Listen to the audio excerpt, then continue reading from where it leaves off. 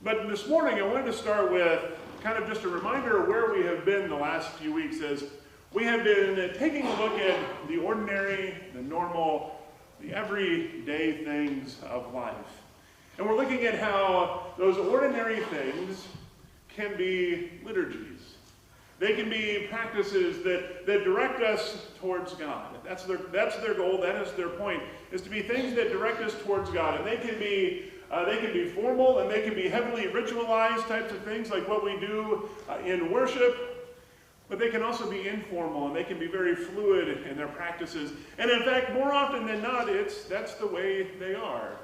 Most liturgies, if we stop and we think about them, are informal and they're common and they're ordinary. The one that kind of started all of this off was Reverend Tish Harrison Warren. In her book, Liturgy of the Ordinary, she describes when she was trying to create a new liturgy for herself, a new practice so that she can start her day in a better place, so that she can make sure she's got a handle on things better than she had. And so she committed to a new habit of making her bed.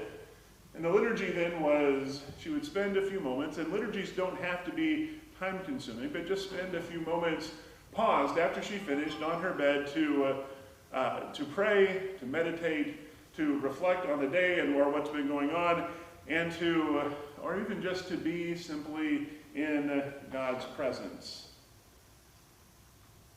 And as important as that was in doing that thing, and having that liturgy that was directing her towards God, one of the other important pieces of that, though, was that she had to give something up.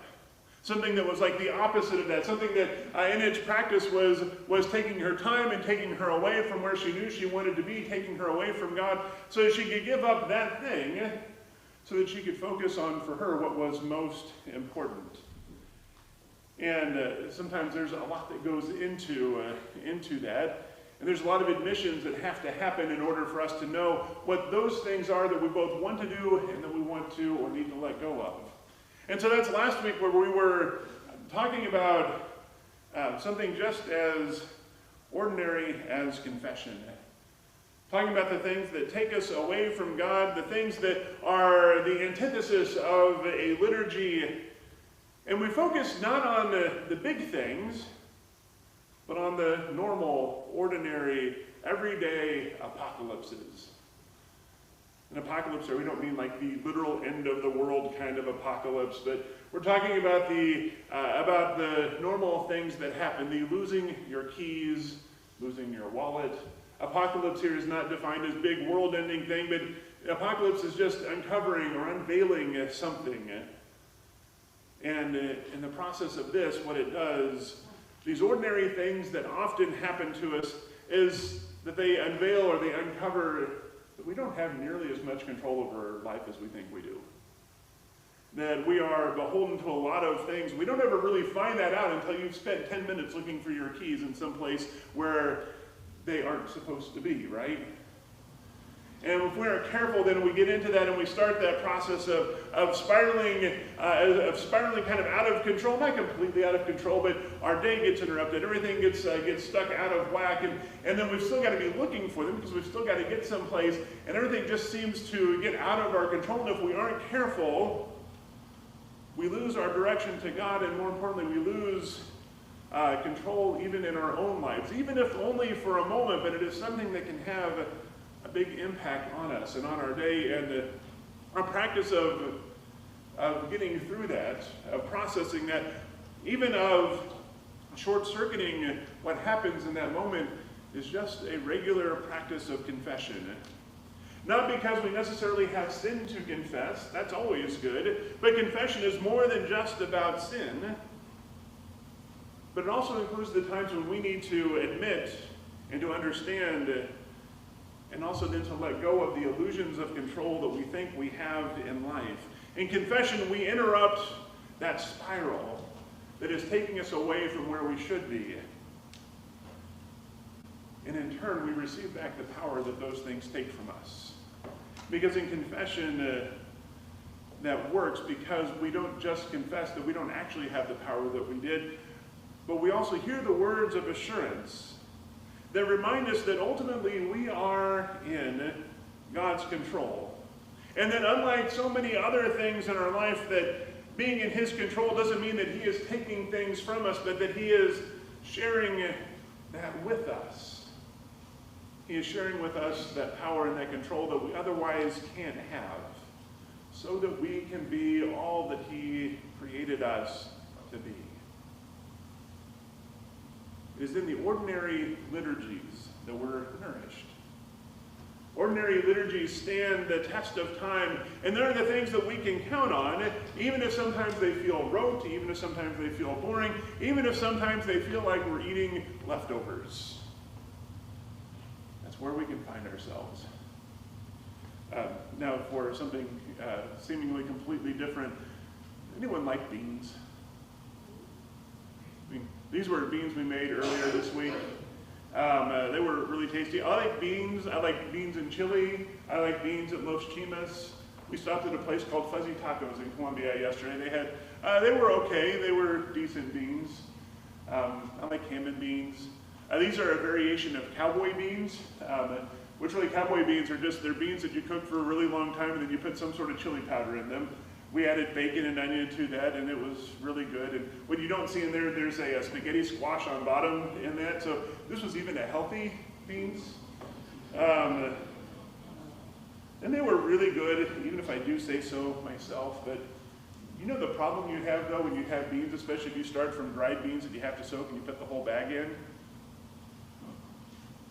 There they are. We are still eating beans at home. That is probably, in fact, going to be lunch today. You've ended up with a lot of leftovers of all of these things. So I guess the question I have for you now is, which side of the debate are you on? You know, the great debates of our time, Coke versus Pepsi. Do you make your bed? Do you not make your bed? Do you eat leftovers, or do you just pull the container back out of the refrigerator after 6 or 8 months, knowing that you've got something growing in there that you really need to be saving for college for? That's one of those great debates of do you eat leftovers or not. And I think leftovers are always good. Well, they're mostly good. Some things do not lend themselves well to leftovers. And then other things you can really leave into the refrigerator too long and they aren't good anymore. But for the most part, I would argue that leftovers are an integral part of the world that we live in. Think about some of the other examples of leftovers that we have. One is something just as simple as gleaning the fields. Some of you may remember, like the Society of St. Andrews. The whole mission of their group is they go in and glean fields. One of the most common ways is through potatoes. They go in after the potatoes are harvested, and then they've got all the volunteers that come in, and they're picking up the leftover potatoes out of the field. Other forms of leftovers are used cars, hand-me-downs, clearance aisles, thrift stores, garage sales, family heirlooms, inheritances. Leftovers are everywhere. All of those are some kind of leftover, and those things aren't new. Leftovers aren't new. They've been around for a while. They often are things that are rooted and they're familiar. They're worn. Certainly, but they're also very often unsurprising and relatable. They're generally far more affordable than anything else. The used car market the last few years notwithstanding. We can push leftovers too far, but for the most part, leftovers are the way that the world works. They're sustainable, and they sustain us over the long term. Those are the things that we're looking for, those things that sustain us, not just now, but even over the long term. Our passage out of Luke this morning, I heard it one time described as, it was described as, it's like the first ever mission trip. I'm like, wait, that doesn't make any sense until I started thinking about it. I'm like, well, that actually makes a lot of sense. Jesus sends these 72 folks out on a mission. Now, ostensibly, it is to go and share the good news with the folks that they come across. But really, he is sending them out so they can experience God in a way that they have never experienced before. Nowadays, we just do that with painting things and building things and that sort of, or cleaning things up. One of my favorite times was in Joplin after the tornado. I got to experience God by swinging a sledgehammer. That is always a good time. I've got a picture somewhere of me doing that. I don't look nearly as manly in that picture as I think I do, but that's what it was. They were sent out on a mission. And there is something about that kind of mission where you are sent out, and Jesus tells them, you go with minimal things. You don't take a whole lot of stuff with you. The point is to experience God while you are out there. So you go with minimal things. You are relying on the people wherever it is that you go to provide for you in so many ways. And when they get there, for those of you that have been on mission trips, they are very rarely ever staying in a 5-star resort. Often it's in a church, or in a church gym, or maybe you're staying in someone's house. Who knows where it's going to be. Rarely, though, are those things shiny and new. More often than not, it's leftovers. Things that have got some age on them, that have been worn down, and yet they're doing the purpose of helping us to experience God in a new way.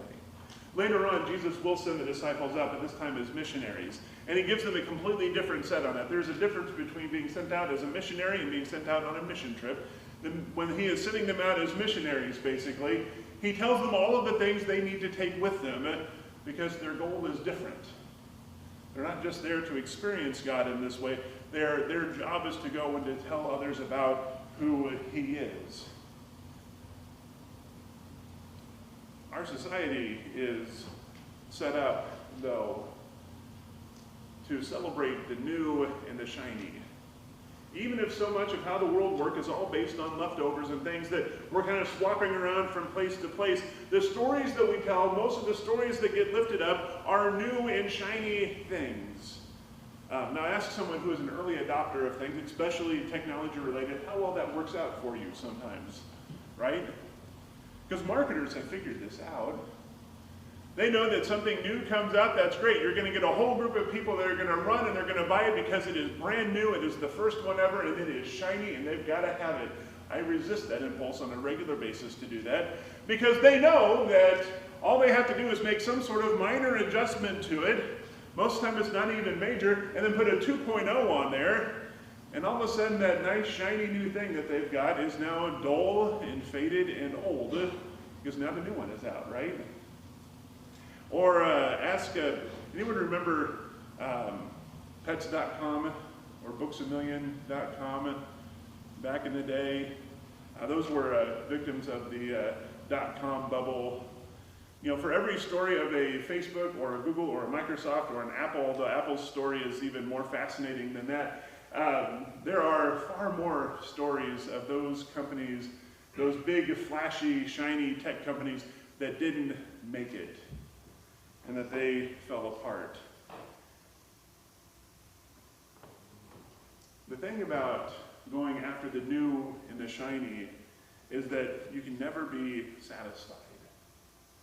This is the mistake that gets made in the world today so much. We think because of the way things are set up, because of the stories that are told and being lifted up as here's the way to do things, we think because of that we have to go for those things, and that in order to reach folks so that they hear about this new shiny thing, that we've always got to be just a little bit more, a little bit extra, a little bit more over the top, or a little bit more innovative than everyone else, just so that we can be heard, just so that we can win, so that story can be celebrated, because those are the stories that we tell. But do you know what our Bible is made up of? Guesses what our Bible is made up of? Leftovers. These are the books that were left. It took about 350 some odd years for our final canon of Scripture to be set. And there were lots of options to choose from. There were lots of options, and there were lots of books and letters and stories that were being told and were being shared all across the Christian tradition for all of those hundreds of years, until finally we settled on these places, and they have withstood the test of time. These are the books that have continued to form us in faith, to teach us about who Jesus is, and to shape us into the Christians that we need to be. And only once in all of that time has that ever been successfully challenged. And that was when Martin Luther removed a handful of books from what we now call the Protestant Bible, from the ones that we use. Otherwise, these books have stayed. they've shown that they hold through all of this, even though they weren't new and they weren't shiny, but they were ordinary, but they have great strength to hold on, even in the face of so much else. Often, leftovers don't feel as exciting as original things, except that there are antique stores everywhere, right? And if we really want to make an antique seem exciting and fashionable and shiny all over again, we just call it vintage, and it's all good. More importantly, though, is that the faith that we see handed down is not new and shiny. Jesus took a loaf of leftover bread and he turned it into something great. Jesus took a worn-out story and prophecy that was supposed to herald the greatness of a group of people, but these were subjugated people who were being occupied by a foreign power, and that story felt like it had run its course, and yet we tell that story today. He took an ancient promise that had seemed that it had lost all of its steam, that said this same group of people was going to be a great people, and they were going to be more numerous than the stars in the sky, and yet in Jesus' time, it had seemed like that promise was done. And yet we still tell that promise today. Winning isn't about being extra or more or shinier. Finding those liturgies is not about finding the thing that everyone is doing now. But it's about an endurance and faith and growth and stability that comes from those things that may be worn around the edges, that sometimes we think have been sitting in our refrigerators for just a little bit too long, and yet those are precisely the things that will nourish us the most.